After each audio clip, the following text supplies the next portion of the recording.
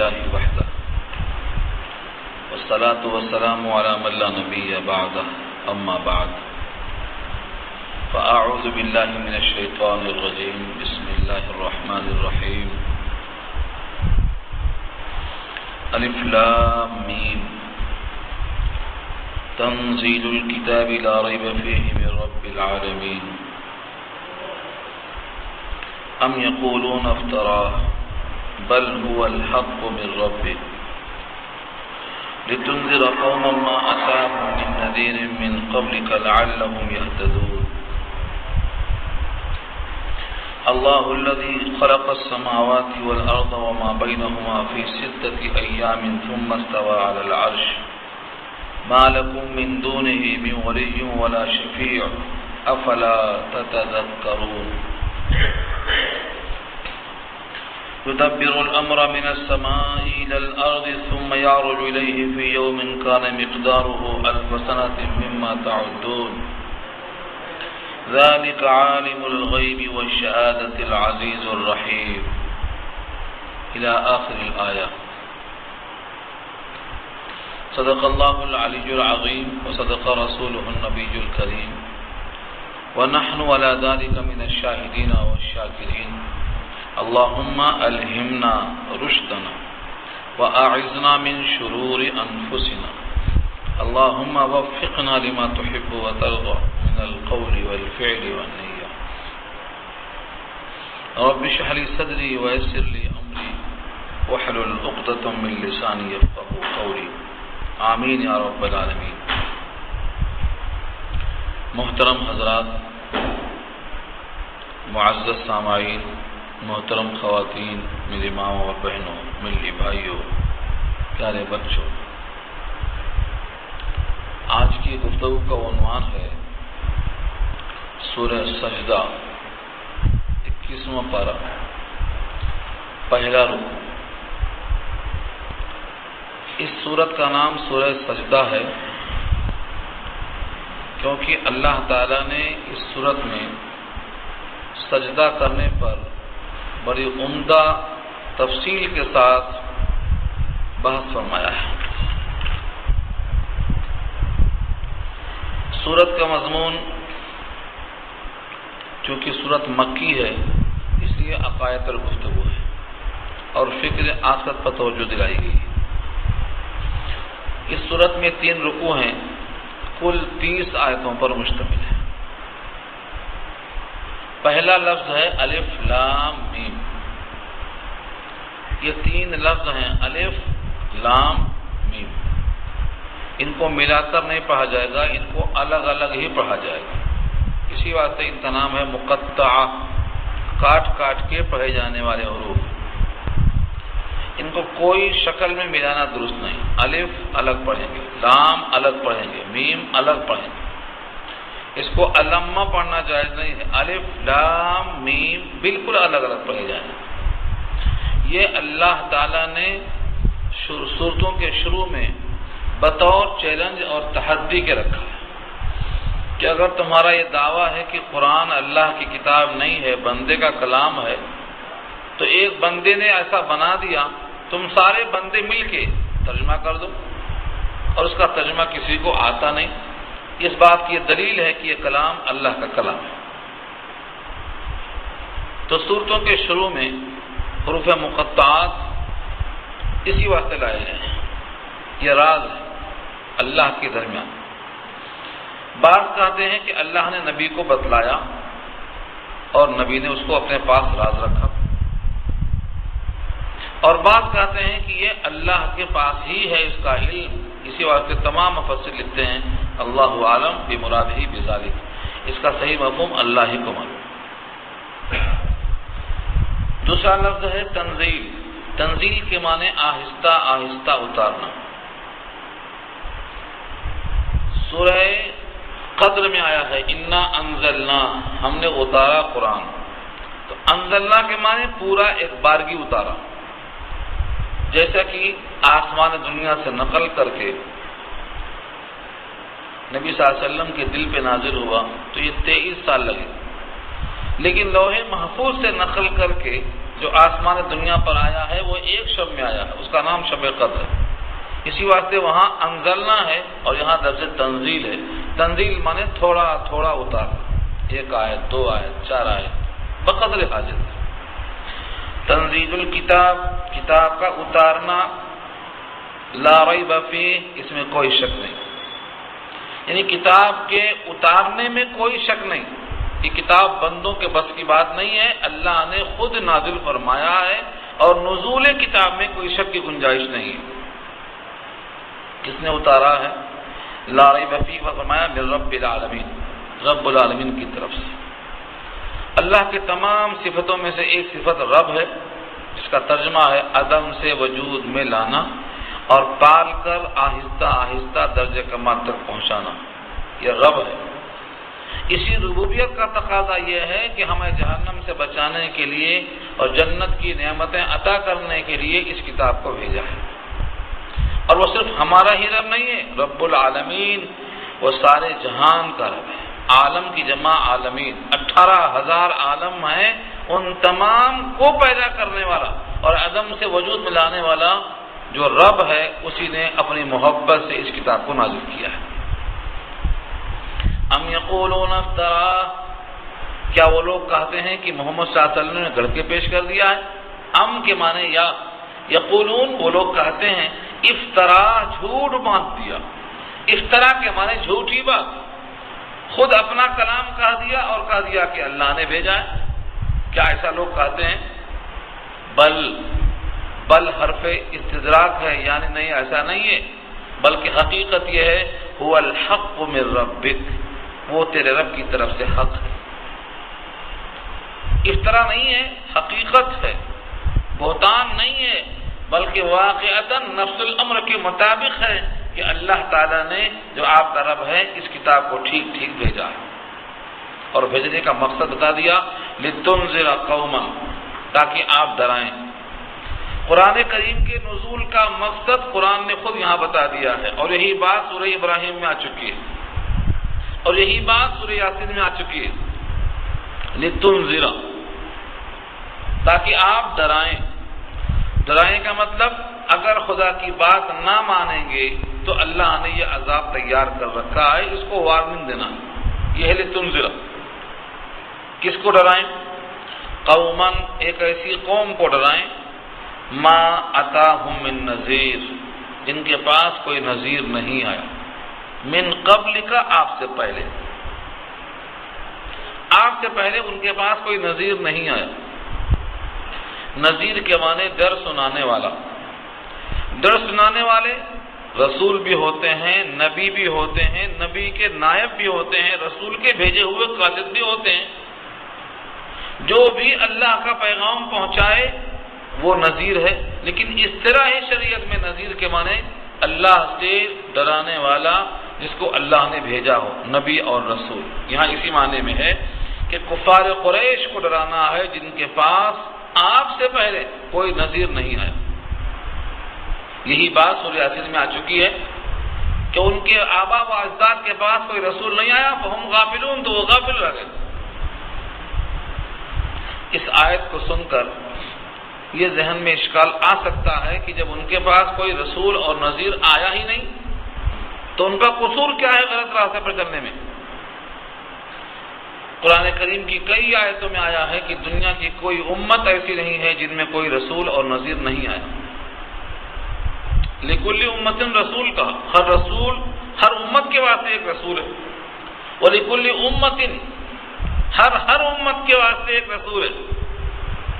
وَإِن مِّنْ أُمَّةٍ إِلَّا خَلَا فِيهَا نَذِيرٌ، ایسی کوئی امت ہی نہیں ہے جس میں نذیر نہ آیا ہو۔ یہاں کہا گیا ہے کہ ان کے آبا و اجداد کے بعد کوئی نذیر نہیں آیا آپ سے پہلے۔ تو نذیر ایک ہے اصطلاحی، یعنی رسول جس کو اللہ نے بھیجا ہو، آپ سے پہلے مکے والوں کے پاس نہیں آیا۔ اس کا مطلب یہ نہیں کہ رسول کے رسول اور قاصد اور علماء اور اصلاح کرنے والے، مبلغین، دعوت دینے والے کوئی بھی نہیں آیا، یہ کوئی کی نفی نہیں ہے۔ وہ جو ساری آیتیں بتاتی ہیں کہ ہر امت میں نذیر ہے، اس سے مراد ہے رسولوں کے رسول آئے، جیسا کہ سورہ یاسین میں آ چکا ہے۔ رسولوں نے اپنا قاصد بھیجا، خود نبی صلی اللہ علیہ وسلم نے مکے میں رہ کر مدینے میں قاصد کو بھیجا، مصعب بن عمیر کو، ان کے ہاتھ اسلام لا لو، پھر آپ بعد میں تشریف لائے۔ تو اس طرح رسولوں کا آنا یہ ثابت ہے۔ آپ نے سنا ہوگا نبی صلی اللہ علیہ وسلم کی نبوت کے اعلان سے پہلے کچھ لوگ ایسے تھے جن کا ایمان اور توحید ثابت ہے، جیسے ورقہ بن نوفل۔ بخاری کتاب الوحی میں یہ بات آئی ہے کہ جب آپ کے پاس پہلا دن آیا، فرشتہ لے کر پیغام الہی پہنچا اور آپ گھر میں کپکپاتے ہوئے لیٹے، کمبل اڑا دیا گیا۔ جب راحت ہوئی تو خدیجہ نے لے کر آپ کو ایک آدمی کے پاس کس لیے نہیں لے کے دریافت کرنے کے لیے، وہ ورقہ بن نوفل تھے۔ انہوں نے کہا کاش میں زندہ رہتا، کاش کہ میں جوان رہتا، تمہاری قوم تمہیں جب نکال دے گی تمہارا میں تعاون کرتا۔ تو یہ ان کا جو ایمان تھا یہ بول رہا تھا۔ اس سے معلوم یہ ہوا کہ نبی کی نبوت کے اعلان سے پہلے کچھ لوگ توحید پر قائم تھے، جسے ورقہ بن نوفل۔ اور ایک صحابی ہیں سعید ابن زید جو عشرہ مبشرہ میں سے ہیں، ان کے بارے میں لکھا ہے کہ نبوت کے اعلان سے پہلے بھی وہ بت پرستی سے رکے تھے، شراب نہیں پیتے تھے اور بے حیائی سے روکتے تھے۔ سعید بن زید، یہ سعید بن زید حضرت عمر کے بہنوئی ہیں، جن کا قصہ آ چکا سورۃ طٰہٰ کے بحث میں۔ یہ خود موحد تھے، بعد میں اللہ نے ایمان جب بخشا تو عشرہ مبشرہ میں شامل ہو گئے۔ اور خود ان کے جو والد محترم ہیں زید بن عمر بن نوفل، ان کے بارے میں آتا ہے کہ یہ خود بت پرستی بہت دور تھے۔ تو ایسے کئی نام ملتے ہیں تاریخ میں کہ نبوت سے اعلان سے پہلے بھی وہ توحید پر قائم تھے، بت پرستی سے دور تھے۔ تو معلوم یہ ہوا مکے میں اتنی جہالت کے باوجود کچھ لوگوں کا توحید پر قائم رہنا اس بات کی علامت ہے کہ وہاں نائبین آئے، مبلغین آئے، اگرچہ براہ راست کوئی نبی آپ سے پہلے نہیں آئے تھے۔ ان مکے والوں کو ڈرانا ہے، اس بات یہ پیغام بھیجا اللہ نے، لعلہم یہتدون، تاکہ وہ لوگ ہدایت یافتہ ہو جائیں، ان کو ہدایت مل جائے۔ ہدایت کے معنی صحیح راستہ۔ ایک آدمی کو جانا ہے، بھٹک رہا ہے، آپ سے پوچھتا ہے بھائی مجھے ملے پلی جانا ہے، راستہ بتاؤ۔ راستہ آپ نے بتا دیا، وہ صحیح منزل پر پہنچ گیا۔ تو بتانے والا ہادی ہے، اور مقصد کیا ہے؟ راستہ صحیح مل جائے۔ ہم تمام انسانوں کے لیے اللہ نے دسترخوان رکھا ہے جنت کی شکل میں، اور اس دسترخوان کو چن کر کے نعمتوں سے نواز کے بالکل تیار رکھا ہے، بلا کے لاؤ۔ جتنے رسول آئے سب بلانے والے، ہم جس دن یہاں سے وہاں پہنچیں گے دسترخوان تیار ہے۔ اس دسترخوان پر جانے کے لیے صحیح راستہ مل جائے، یہ ہے لعلہم یہتدون، تاکہ ہدایت پا جائیں۔ جتنے انسان بھٹکے ہوئے ہیں، نگان لوگ کس کس کی پرستش کر رہے ہیں، مدد چاہ رہے ہیں، یہ بھٹکے ہوئے انسانوں کو اللہ کا پیغام پہنچائیں تاکہ وہ اللہ کے پیغام کے ذریعے سے جو راستہ صحیح گیا ہے منزل تک اس کو پالیں۔ قرآن اس واسطے نازل ہوا ہے، قرآن رکھ دینے کے واسطے نازل نہیں ہوا ہے، ریشمی جزدان ہے، تاقچہ بہت اونچا ہے اور کوئی مر گیا ہے تو نکالیں گے ورنہ رکھا رہے گا، نہیں، اس کو نکال کے روز آنا پڑنا ہے۔ لعلہم یہتدون اس کے نزول کا مقصد ہے۔ اور جب نبی نے قرآن کریم کو پیش کیا تو لوگوں کے دل سے کفر نکل گیا، اور ان کے کفر کے نکلنے کے بعد توحید جا کے بیٹھ گئی، ہدایت یافتہ ہو گئے، بلکہ قوم کے پیشوا ہو گئے۔ ساری دنیا کے انسان بھی ایسے انسان بنانے پر قادر نہیں ہیں جو نبی نے بنایا 23 سال میں۔ کیسے بنایا؟ اسی کتاب کے ذریعے سے۔ جس وقت سے امت نے اس کتاب کو چھوڑ دیا ہے، امت کا بیشتر حصہ گمراہی میں بھٹک رہا ہے، دائیں اور بائیں جا رہا ہے۔ اس لیے اس کتاب کے نزول کا مقصد ہے لعلہم یہتدون، تاکہ لوگ راہ پہ آ جائیں۔ اب اشارہ ہے کس کی راہ، کون سا راستہ، کون ہادی، کیا ہے منزل۔ یہاں سے اللہ نے اپنا تعارف خود کروایا۔ اللہ اس میں ذات ہے، جو لفظ اللہ جس ذات پہ دلالت کرتا ہے وہ اللہ کا اس میں خاص ہے۔ جو تمام خوبیوں کا جامع ہو اور تمام برائیوں سے منزہ ہو، کوئی عیب اس کی طرف منسوب نہ ہو سکتا ہو، کوئی کمی اس کے اندر نہ پائی جاتی ہو، اس کو اللہ کہتے ہیں۔ یہ لفظ اللہ اس ذات کا اشارہ کرتا ہے۔ اللہ الذی خلق السماوات والارض، اللہ وہ ہے جس نے پیدا کیا 7 آسمان، سماوات آسمانوں کو، اور 7 کا لفظ سورہ ملک میں آیا، 7 سماوات، 7 آسمان بنائے، زمین سے آسمان تک 500 برس کی مسافت ہے۔ اس طرح اللہ نے 500 برس کی مسافت کو ملحوظ رکھتے ہوئے 7 آسمان بنائے۔ گویا 3500 برس چاہیے 7 آسمان کو طے کرنے کے لیے، جبکہ انسان کی عمر 100 سے اوپر جا ہی نہیں رہی۔ تو یہ اللہ تعالیٰ کی قدرت کا اندازہ کیسے کر سکتا ہے؟ والارض، اور زمین کو بنایا۔ زمین بھی 7 ہی ہیں جس کا ذکر سورہ طلاق میں آیا ہے۔ ومن الارض مثلہن، زمین کو بھی آسمان کی طرح 7 بنایا۔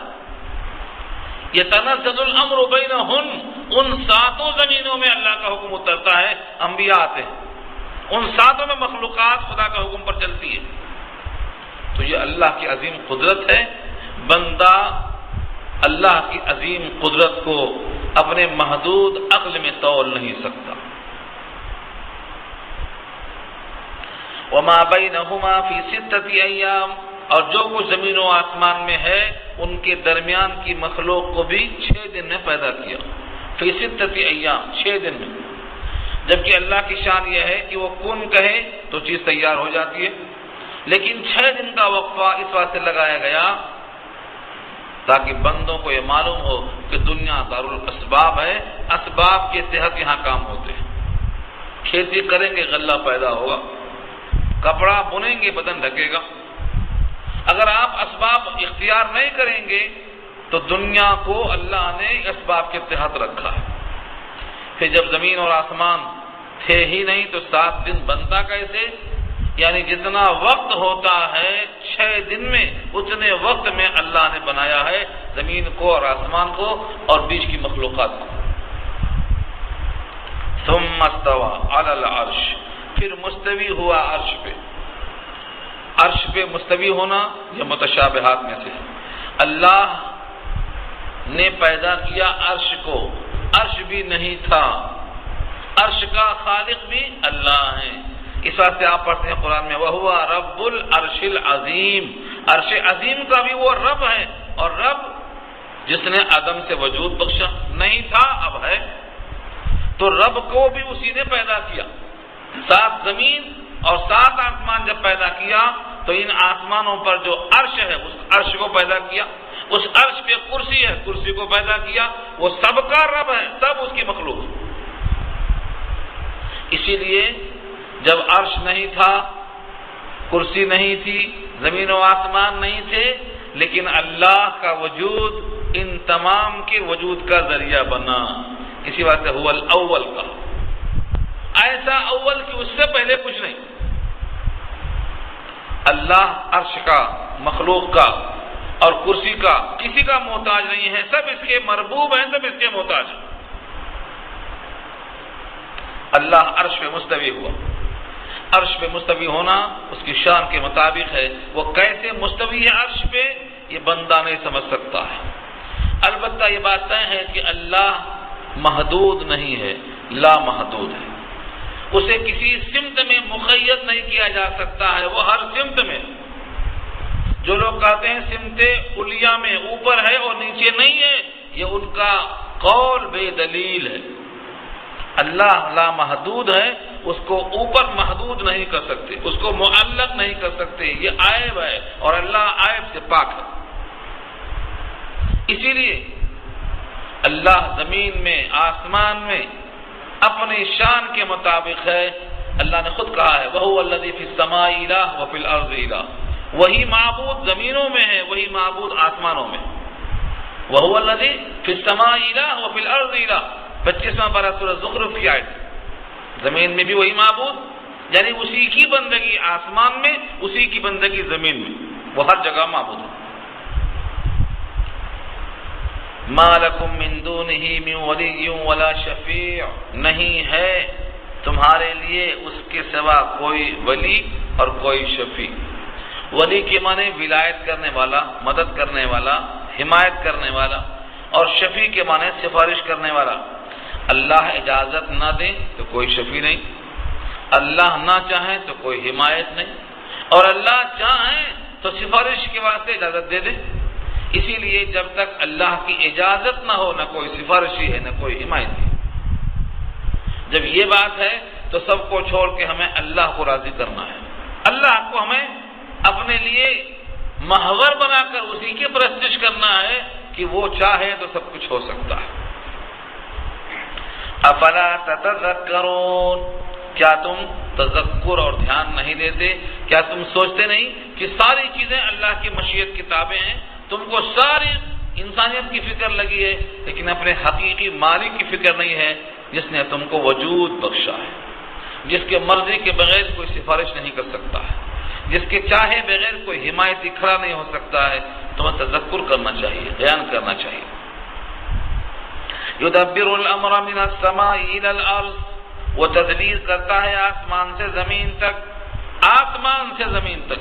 کون سا آسمان؟ نہیں، ساتوں آسمان، ساتوں زمین، آسمان سے زمین تک تدبیر کرتا ہے، یعنی پانی برسانا، پانی سے غلہ اگانا، غلے کے اوپر کورنگ کرنا، غلے کو دھوپ میں پکانا، سورج کا نکلنا، ہواؤں کو چلانا، کس مخلوق کی کیا غذا ہے فراہم کرنا، بحری کون ہے، بری کون ہے، آج کس نے کیا مانگا ہے اس کو کیا عطا کرنا، یہ سارا انتظام اللہ کے قبضے قدرت میں ہے۔ آپ تنہا ایک کونے میں بیٹھ کے مانگ رہے ہیں، وہ آپ کے مانگے ہوئے کو دیتا ہے۔ ایسے کتنے مانگنے والے ہیں؟ یسألہ من فی السماوات والارض، جتنے زمین و آسمان میں سب اسی سے مانگتے ہیں اور سب کی طرف توجہ کرتا ہے۔ یہ اللہ کی شان، اللہ کی قدرت ہے۔ تو تدبیر کرنے کا مطلب یہ ہے زمین و آسمان کا نظام اللہ کی مرضی سے چلتا ہے، سورج کا نکلنا، ہواؤں کا چلنا، اور رات کا آنا اور جانا، دریاؤں میں پانی کا بہنا، یہ سب تدبیر میں آتا ہے۔ یدبر الامر، تدبیر سے اتارتا ہے کام آسمان سے زمین تک۔ ثم یعرج الیہ، پھر چڑھتا ہے وہ کام اس کی طرف۔ ہم نے نماز پڑھی، عمل صالح ہے، یہ اوپر جاتا ہے، نام اعمال میں درج ہے۔ جتنے نیک اعمال ہوتے ہیں یعرج الیہ، اس کی طرف چڑھتے ہیں۔ الیہ یصعد الکلم الطیب کہا 22واں پارہ میں، الیہ یصعد الکلم الطیب، اسی کی طرف چڑھتے ہیں نیک کلمے۔ تو اوپر سے فیصلے آتے ہیں اور نیچے سے اعمال جاتے ہیں، یہ اللہ کی شان ہے۔ فی یوم کان مقدارہ 1000 سنۃ مما تعدون، ایسے دن میں، فی یوم ایک ایسے دن میں، کان مقدارہ کی ہے اس کی مقدار، مقدار اردو میں استعمال ہے، کتنا مقدار ہے اس کی؟ 1000 سنہ، 1000 سال، مما تعدون تمہاری گنتی میں سے، تم جو گنتے ہو اس گنتی کے اعتبار سے 1000 سال کا ایک دن ہوگا، اس دن میں یہ کام اوپر چڑھیں گے اور اس دن اللہ تعالیٰ ان کا متعلق فیصلہ کریں گے۔ اس آیت کو دیکھ کر مفسرین جو ساری آیتوں پر نگاہ رکھ کر کلام کرتے ہیں فرماتے ہیں سورہ معارج پارہ 29 میں اللہ نے کہا ہے کہ وہ دن 50,000 سال کا ہوگا، کان مقدارہ 50,000 سنہ، 50,000 سال کا ایک دن ہوگا، اور یہاں فرمایا کہ اس کی مقدار 1000 سال کی ہے۔ تو آخر 1000 سال کا دن کون سا ہوگا اور کب ہوگا، اور 50,000 سال کا دن کب ہوگا اور کس کے لیے ہوگا؟ اس کے بارے میں صحیح بات وہ ہے جو حضرت عبداللہ ابن عباس نے کہی ہے کہ یہ 2 دن ہیں جن کا ذکر اللہ نے کیا ہے، لیکن 1000 سال کا دن کون سا ہوگا اور 50,000 سال کا کون سا دن ہوگا اللہ نے متعین نہیں کیا، لہذا ہم ان کے دونوں کو اپنے حال پہ باقی رکھتے ہیں کہ یہ دونوں دن ہیں۔ اپنی طرف سے اس میں ایسی بات نہیں کہنا چاہتے ہیں جو اللہ کی طرف سے نہ نازل کی ہوئی ہو۔ یہ کون ہے؟ عبداللہ ابن عباس۔ جو قرآن کے مفسر گزرے ہیں صحابہ میں، اور ممتاز مفسر، لیکن تطبیق دینے کی واسطے انہوں نے کہا ہے کہ قیامت کا دن لوگوں کے واسطے الگ الگ حال ہوگا۔ مومن کے لیے دن ہلکا ہوگا، کافر کے لیے مشکل ہوگا، پھر کافر میں جو ائمہ کفر ہیں، بڑے بڑے سرکش، ان کے لیے اور شدت ہوگی۔ تو مومن کے لیے محشر کا میدان ایسا ہوگا جیسے ظہر عصر کے بیچ میں قیلولہ کرنے کا وقت، ظہر پڑھ کے کھا کے سوئے، اٹھے تو عصر کا وقت ہو گیا۔ جتنا وقفہ ظہر عصر کے درمیان ہے، یہ وقفہ مومن کے لیے ہوگا۔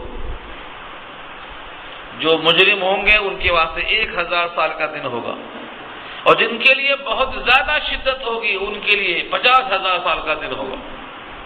ویٹنگ روم میں انتظار کرنے والوں کو جیسی راحت ہوتی ہے وہ اتنا لمبا ان کو دکھتا ہے، پریشانی میں ہے تو بہت لمبا وقت دکھائی دیتا ہے، اور بڑے راحت میں ہے تو ان کو وقت کم دکھائی دیتا ہے۔ تو یہ کئی لوگوں کے احوال ہیں۔ ایک قول تو یہ ہے، دوسرا قول ہے کہ ایک ہی آدمی کے کئی احوال ہیں۔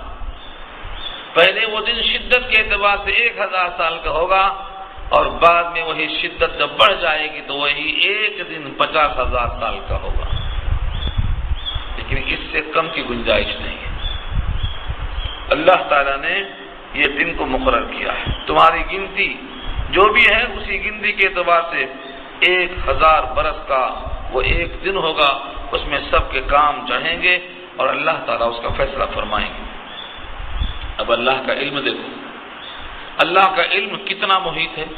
ذالک عالم الغیب والشہادہ، وہ جاننے والا ہے غیب کا اور حاضر کا، چھپے کا اور کھلے کا۔ غیب چھپے اور شہادہ کھلے، دونوں کو جاننے والا۔ عام دنیا کی مخلوق میں سب سے ممتاز انسان ہے، اس کا حال یہ ہے کہ جو سامنے ہے وہ نظر آتا،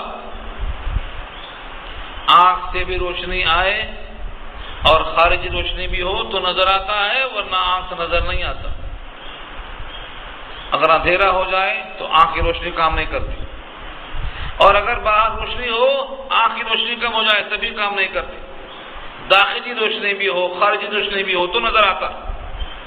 اللہ تعالیٰ کا جو علم ہے وہ عالم الغیب و شہادہ ہے، جو چیز چھپی ہے وہ بھی معلوم اور جو ظاہر ہے وہ بھی معلوم۔ اللہ کی شان میں ہے العزیز، غالب ہے، الرحیم، رحمتوں والا ہے۔ اس کا غلبہ ایسا ہے کہ کوئی چیز اس کے علم سے باہر نہیں، اور ایسا رحیم ہے کہ وہ کسی پہ رحمت کرنا چاہے تو کوئی چھین نہیں سکتا۔ وہ اپنے ذات سے رحیم ہے، اپنے ذات سے غالب ہے۔ اسی رحمت کا کرشمہ یہ ہے کہ انسانوں کو اللہ نے سب سے حسین، سب سے احسن بنایا، ساری مخلوق میں حسین ترین انسانوں کو بنایا۔ فرمایا الذی احسن کل شیء خلقہ، جس نے پیدا کیا ہر چیز کو بہترین حسن کے ساتھ۔ احسن کے معنی عمدہ، کل شیء ہر چیز کو عمدہ بنایا۔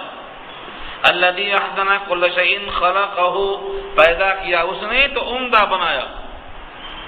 اس سے لوگوں نے اخذ کیا ہے دنیا کی کوئی چیز ہم کو خراب نظر آتی ہے تو ہو سکتا ہے نظر آئے، لیکن اپنی پیدائش کے اعتبار سے دنیا کی کوئی چیز نکمی نہیں ہے۔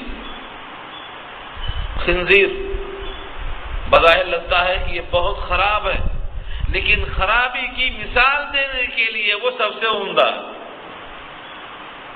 لگتا ہے مچھر ہے، کھٹمل ہے، بچھو ہیں، سانپ ہیں، یہ سب کے سب اپنی ذات میں، اپنے سرشت میں خراب ہیں، لیکن مثال دینے میں اس سے بہتر مثال نہیں ہو سکتی۔ اپنے وجود میں اللہ نے ان کو بھی حسین بنایا، نہیں ہے چیز نکمی کوئی زمانے میں، کوئی برا نہیں قدرت کے کارخانے میں، جس کو بنایا عمدہ بنایا۔ اور آگے فرمایا کہ جتنی تخلیق ہوئی ہے ان میں سب سے زیادہ احسن انسان کو بنایا۔ تو لوگ سمجھتے ہوں گے کہ انسان سب سے عمدہ ہے تو اس کا جو مٹیریل ہے وہ سب سے عمدہ ہوگا۔ اللہ فرماتے نہیں، وَبَدَأَ خَلْقَ الْإِنسَانِ مِنْ طِينٍ، مٹی سے بنایا۔ جو آپ کے پیروں تلے مٹی ہے، بے حیثیت مٹی، اسی مٹی سے ہم نے انسان کو بنایا، لیکن سب سے اشرف اور اکرم بنایا۔ یہ اللہ کی تخلیق کا شاہکار ہے۔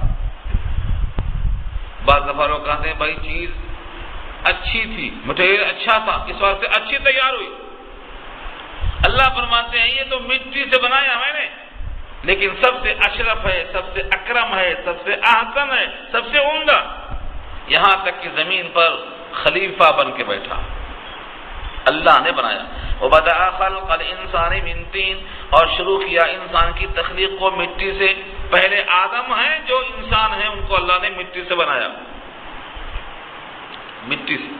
ساری زمین کے اوپری حصے کو لیا اور گوندھا، کہیں زمین کالی ہے، کہیں لال ہے، کہیں بنجر ہے، کہیں بہت زیادہ قوت نباتیہ والی ہے۔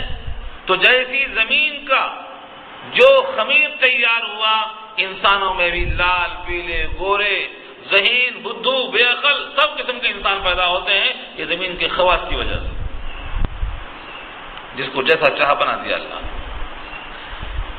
ثم جعل نسله من سلالة من ماء مهين، پھر بنایا اس کی نسل کو، سلالہ کہتے ہیں، سلالہ کہتے ہیں پانی کی نچوڑ کو۔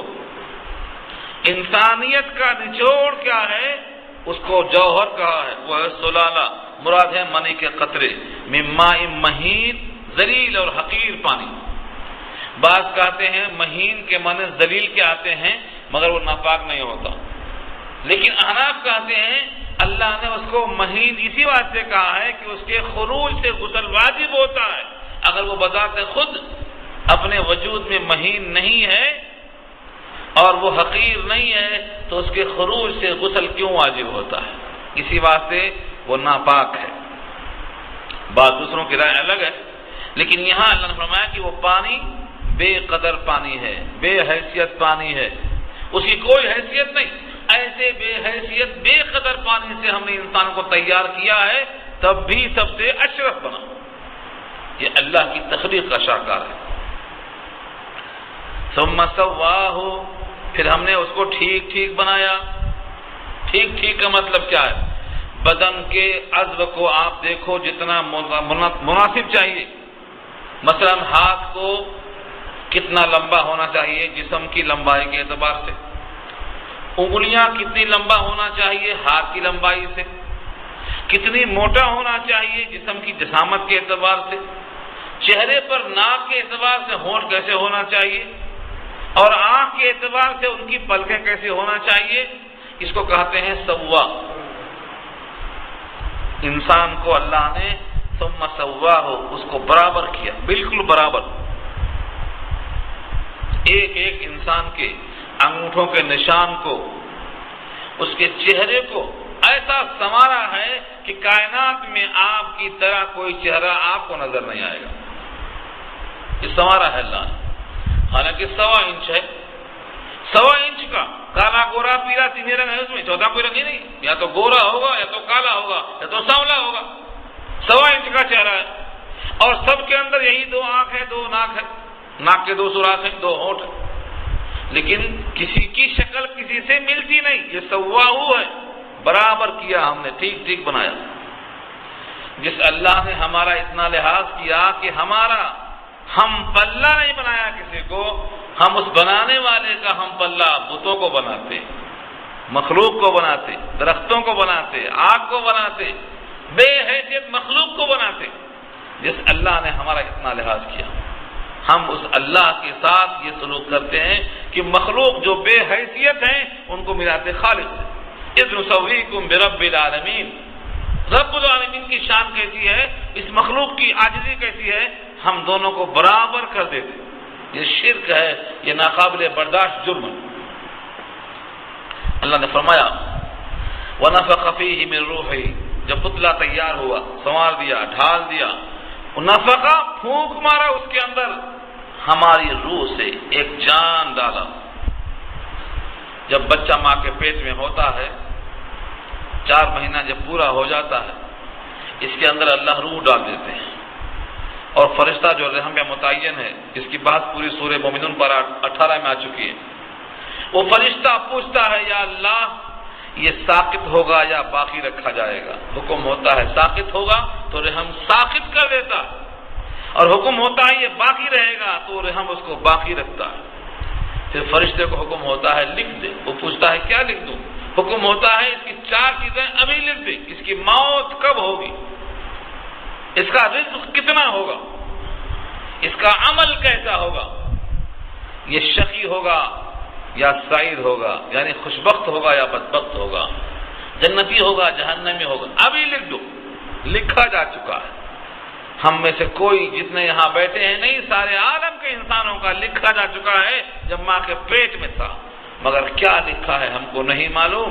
جیسے ہم کو اپنے باپ سے اور ماں سے اور دوست احباب سے حسن ظن ہے، اپنے مالک سے بھی ہمیں حسن ظن رکھ کر کے اس کا حکم بجا لانا ہے، ہمیں بدگمان نہیں ہونا ہے، یہ سوچنا چاہیے کہ اچھا ہی لکھا ہوگا، ہمارا رب ہے۔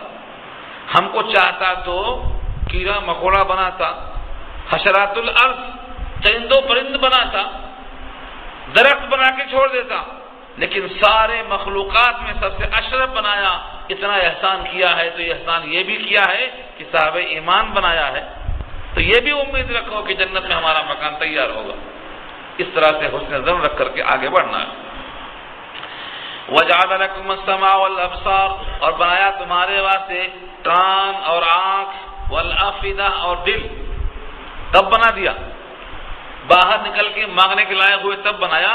فرمایا نہیں، تم ماؤں کے پیٹ میں تھے، مانگنے کے لائق نہیں تھے، تم کو ان کی حاجت بھی نہیں تھی، تم جانتے نہ تھے کہ باہر نکل کے ان کانوں کی ضرورت پڑے گی، تبھی تمہارے لیے کان اور آنکھ اور دل بنا کر دے دیا۔ سورہ نحل میں یہ بات آ چکی ہے، واللہ اخرجکم من بطون امہاتکم لا تعلمون شیئا وجعل لکم السمع والابصار والافئدہ۔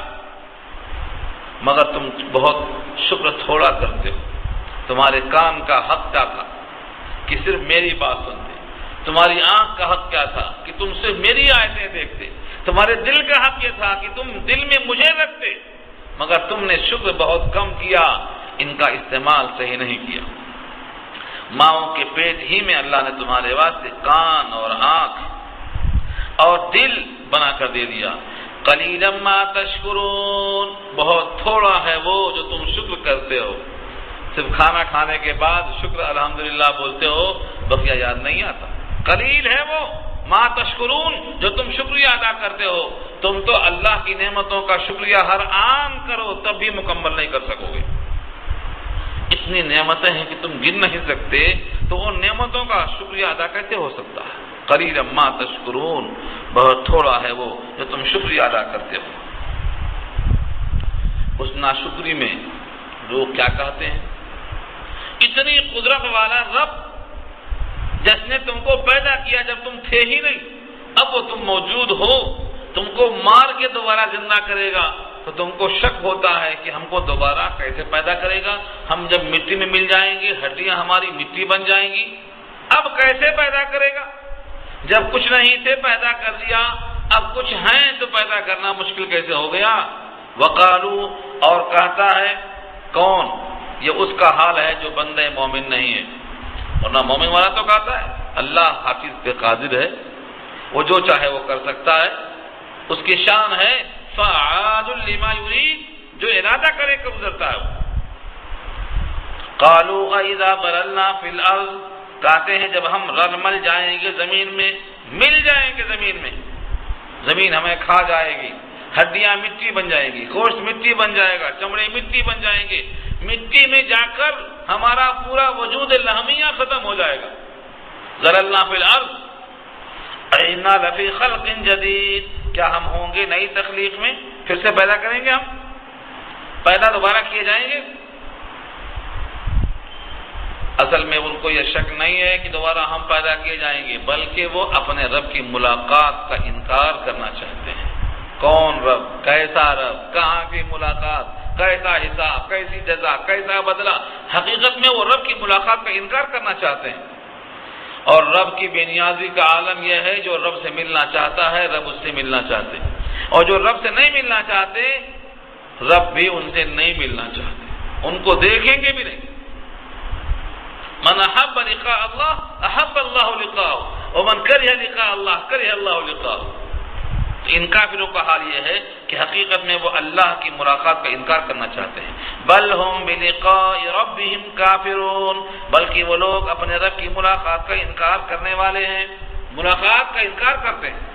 حالانکہ ہر بندہ اللہ سے ملاقات کرے گا، ہر بندہ، سوائے ان کے جو مجرم اتنے شدید ہیں کہ اللہ ان کو دیکھنا نہیں چاہتے، وہ حجاب میں رکھ دیے جائیں گے، وہ اللہ کے دیدار سے محروم ہوں گے. کلا انہم عن ربہم یومئذ لمحجوبون، حجاب میں. بقیہ سب لوگ اللہ کی ملاقات سے فیضیاب ہوں گے.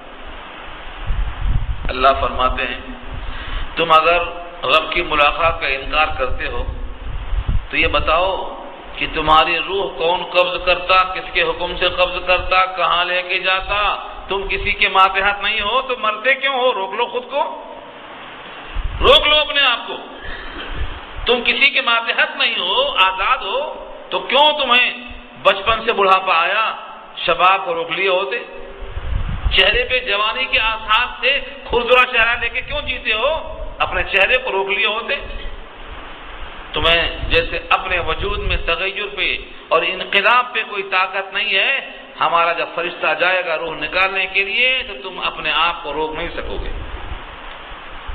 آگے فرمایا قل یتوفاکم، کہہ دو، قل اے نبی آپ کہہ دیجیے، یتوفاکم، تم کو وفات دیتا ہے، وقت آئے گا تو دے گا. یتوفا فعل مضارع ہے، حال مستقبل دونوں کو شامل ہے. یتوفاکم، قبض کر لیتا ہے تمہاری روح کو کون؟ ملک الموت.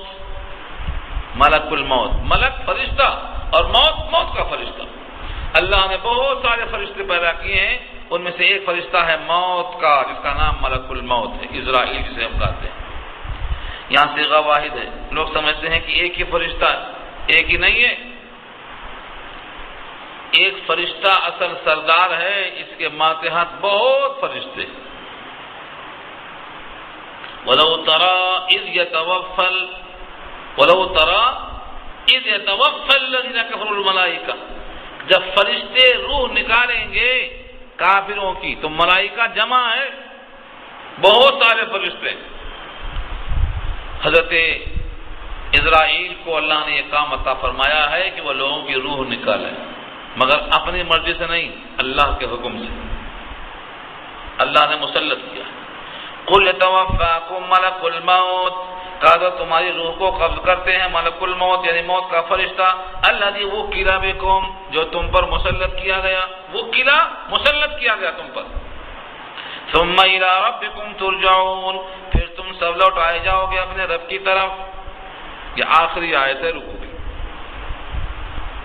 تم سب کی روح ملک الموت ایک فرشتہ ہے جو نکالے گا اور تم سب رب کی طرف لوٹائے جاؤ گے. جب تم رب کے پاس لوٹائے جاؤ گے تو اب بتاؤ کہ تمہارا انکار کرنا درست ہے یا دھوکہ ہے. ملک الموت کے بارے میں علامہ آلوسی نے لکھا ہے روح المعانی میں کہ دنیا میں جتنے انسان ہیں جن کی روح قبض کرنے کے لیے اللہ نے اس فرشتے کو مقرر کیا ہے، یہ فرشتہ دن میں 5 بار دیکھتا ہے، 5 بار. لیکن معلوم نہیں ہے کہ اس کی روح کب نکالنا ہے. جس دن نکالنا ہے اس دن خدا کا حکم ہوتا ہے اس کی روح آج نکال. دیکھتا روز ہے لیکن اس فرشتے کو بھی پتا نہیں ہے کہ اس کی روح کب نکالنا ہے. فرمایا کہ جیسے کوئی تشتری میں دانے رکھے ہوں، سارے انسانوں کی روح اس ملک الموت کے سامنے ایسا ہی ہے جیسے ایک تشتری کے دانے، جس کو چاہا اٹھا لیا. یہ ملک الموت ہر انسان کو دن میں 5 بار دیکھتا ہے. ہم اسے اگر دیکھ لیتے ایک بار تو ہوش اڑ جاتے. اس کی آنکھیں، اس کا وجود، اس کا ڈراؤنا چہرہ. جب نیلی آنکھوں والا قبر میں آئے گا، زرقا نیلی آنکھ والا، سورہ طٰہٰ میں اللہ نے کہا ہے یومئذ زرقا، آنکھیں زرد ہوں گی، نیلی آنکھیں ہوں گی. وہ فرشتہ اگر ہم کو نظر آ جائے تو ہمارے ہوش ہمیشہ کے لیے ختم ہو جائے. وہ ہمیں دیکھتا، ہم اسے نہیں دیکھتے. رب کریم کی خبر ہے کہ تم کو 5 دفعہ وہ دیکھتا. اب سوچو، جو فرشتہ ہمیں 5 بار دیکھتا ہے ہماری روح کو نکالنے پر وہ قادر ہے، ہم اس فرشتے کو نہیں دیکھتے ہیں، ہمیں اللہ کی ذات پر یقین ہے، تو ہمیں اس فرشتے کی فکر کرنا چاہیے۔ یہ ملک الموت کو جب کام لگایا اللہ نے روح قبض کرنے کا، تو اس نے شکوہ کیا، اے رب العالمین، ایسا کام دیا ہے کہ پوری مخلوق ہمیں کوسے گی، جس کو دیکھو مارتا ہے یہ، جس کو دیکھو روح نکالتا ہے یہ۔ اللہ فرمائیں گے کہ ہم ایسے اسباب کے تحت موت رکھ دیں گے تجھے لوگ یاد ہی نہیں کریں گے۔ کوئی بولتا ہے ملک الموت آئی تھی، ٹرک والا مار دیا، دبا دیا، کھدل دیا، چھتے گر گیا، بجلی کا کرنٹ لگ گیا، شارٹ، نہ جانے کیا کیا بولتے ہیں۔ کبھی کوئی نہیں بولتا اس کا وقت ہو گیا تھا، فرشتہ آ کے لے کے چلا گیا۔ کبھی سنا آپ نے؟ کیوں؟ اللہ تعالیٰ نے موت کو اسباب کے تحت رکھ دیا ہے۔ ہارٹ اٹیک ہو گیا، ہارٹ اٹیک کیا؟ یہ دل خدا کے قبضے میں ہے، اس کے حکم سے چلتا تھا، اس کا حکم نہیں ہے تو نہیں چلے گا۔ جسم کا ہر پرزہ، صرف دل ہی نہیں، آنکھیں بھی حکم ہے تو دیکھتی ہیں۔ اور یہ ملک الموت فرشتہ بھی کہتا ہے اگر خدا کا حکم نہ ہو تو میں ایک مچھر کو نہیں مار سکتا ہوں۔ یہی فرشتہ بولتا، میں ایک مچھر کو نہیں مار سکتا ہوں خدا کا حکم نہ ہو، میں جس کی روح قبض کرتا ہوں یہ خدا کا حکم ہے تو میں قبضہ کر لیتا ہوں، خدا کا حکم نہ ہو تو ایک مچھر نہیں مار سکتا۔ ایک انصاری صحابی کی وفات کے موقع پر نبی صلی اللہ علیہ وسلم نے ملک الموت کو سرہانے دیکھ لیا، سرہانے، کشف ہے اللہ کے نبی کا۔ اور پہلے تو ملک الموت انسان کے شکل میں آیا کرتا تھا، جب سے مکہ کھایا ہے حضرت موسیٰ کا اس وقت سے آنا بند ہو گیا۔ فرشتہ ملک الموت انسان کی شکل میں آتا تھا، موسیٰ سے کہا چلو، بلایا اللہ نے، تمہاری جان لینا ہے۔ موسیٰ نے کہا میری جان لینا ہے؟ بھلا کوئی دوست کسی دوست کی جان لیتا ہے؟ ایک مکہ کھینچ کے مارا، اس کی آنکھیں بہہ گئیں۔ ایک کتاب ہے منظر الموت، عربی میں پورے حدیثوں کو جمع کیا، اور یہ تو بخاری میں واقع مذکور ہے، یہ جہنم کے ابواب میں۔ وہ فرشتہ اپنے ہتھیلی پہ آنکھ رکھ کر اللہ کے پاس پہنچ گیا، کہا تیرے بندے نے یہ حال کر دیا۔ اس کی حالت کو اللہ نے درست کر دیا اور کہا جا کے موسیٰ سے کہا دے، مرنا نہیں چاہتا ہے تو کسی بیل کی پیٹھ پہ ہاتھ رکھ دے، جتنے بال آئیں گے اتنے سال حیات بڑھ جائے گی۔ بیل، اس کے بال کتنے باریک باریک ہوتے ہیں، کتنے بال آئیں گے اتنے سال کی حیات بڑھ جائے گی۔ حضرت موسیٰ نے کہا اس کے بعد کیا ہوگا؟ کہا پھر موت۔ کہا جب اس کے بعد پھر موت ہے تو اتنا انتظار کیوں کیا جائے، چلو ابھی کیوں نہیں۔ تو یہ فرشتہ ہر ایک کی روح قبض کرتا ہے۔ تو پہلے آتا تھا نظر، اب نظر نہیں آتا کہ مکہ کھائے۔ بی بی عائشہ فرماتی ہیں جب حضور کے گھر میں داخل ہوا تو غصہ آیا تھا، فاطمہ کو غصہ آیا تھا، یہ کون ہے گستاخ جو کھٹکا ہمارے بغیر آ گیا؟ دستک دے کے آ رہا ہے، دستک دینے کا وقت ہے یہ تکلیف میں۔ فرمایا نبی صلی اللہ علیہ وسلم نے فاطمہ سے کہ یہ وہ ہے جو کھٹکا مارے بغیر ہر جگہ جاتا ہے، یہاں تو کم سے کم کھٹکا مار رہا ہے، یہ بے کھٹکا آنے والا ہے، یہ فرشتہ موت ہے۔ بی بی فاطمہ کو رونا آیا، لیکن کان میں حضور نے کہا کہ تم سب سے پہلے مجھ سے ملاقات کرنے والی ہو، مطلب میرے بعد تم سب سے پہلے میرے پاس آؤ گی۔ ہنسی آ گئی۔ تو فرشتہ، یہ اس کے احوال بہت عجیب و غریب ہیں۔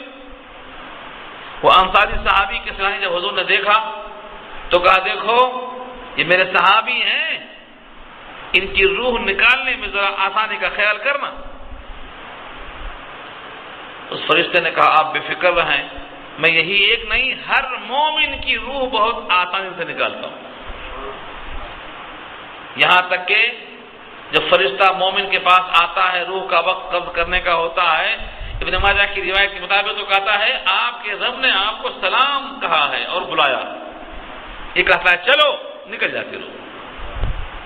جیسے کوئی مشکیزہ پانی کا بھرا ہوا ہو، چمڑے کا تھیلا، اور بندھن کھولتے ہی پانی نکلنے کو بےتاب ہوتا ہے، یہ مومن کی روح کا حال ہے۔ تو مومن کی وجہ سے آسانی بہت ہے، لیکن مومن زبان سے بولنا کافی نہیں ہے، مومن بننا۔ اور مومن کہتے ہیں جو نبی صلی اللہ علیہ وسلم کے لائے ہوئے سارے دین کو حق سمجھے، اس کے مطابق حیات گزارے۔ ایسا نہیں ہے کہ مسلمان ہے، مومن ہے، صرف مسجد میں شادی خانے میں آیا تو دے دوں اپنی مرضی۔ تو فرشتہ مومن کو ایسا کرے گا، نرمی کی روح نکالے گا۔ اور مومن وہی ہے جو مسجد میں، مندر میں، کہیں بھی جائے، ساری کائنات میں کہیں بھی رہے، وہ اللہ کے قانون کا پاس و لحاظ رکھے۔ صحابہ کرام دوسرے معبد قدوں میں گئے ہیں، ان کی نمازیں وہاں بھی ہوئی ہیں، لیکن اپنے رب کے حکم کے مطابق ہوئی ہیں۔ بتوں کو پیچھے رکھ دیا، نماز پڑھ لیا۔ نصرانیہ کا دیا ہوا وضو کا پانی وضو کیا۔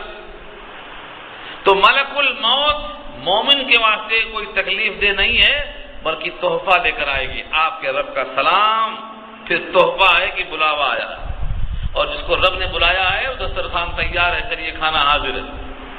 اس لیے ملک الموت سے کوئی خوف نہیں ہے، خوف تو اپنے ایمان کے بچانے کا ہونا چاہیے، کیونکہ آج ایمان کا بچانا بہت مشکل ہو چکا ہے۔ اور حدیث میں یہ پیشن گوئی موجود ہے، یہ بحث انشاءاللہ پھر کسی موقع پر آئے گی۔ بات مکمل ہو گئی کہ ملک الموت روزانہ ہر انسان کو 5 بار دیکھتا ہے، لیکن جب تک خدا کا حکم نہیں ہوگا وہ روح کو قبض نہیں کرے گی۔